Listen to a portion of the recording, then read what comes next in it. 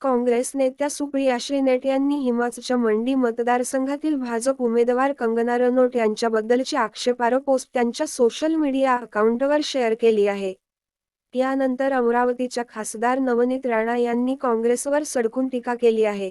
काँग्रेस नेत्यांकडून कंगनाबद्दल करण्यात आलेले ट्विट लाजिरवाणे आहे.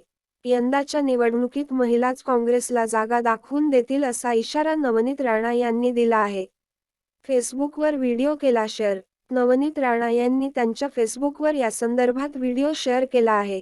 त्या म्हणाल्या, काँग्रेसने कंगनाबद्दल ज्या शब्दांचा वापर केला त्याचा निषेध आहे.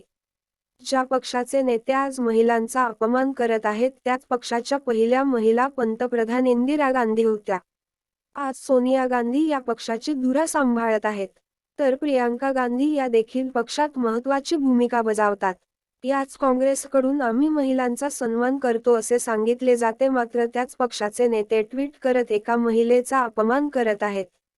मला काँग्रेसच्या या सर्व नेत्यांना प्रश्न विचारायचा आहे की एखाद्या महिलेचा सन्मान कशाप्रकारे करावा हे काँग्रेस विसरली आहे का?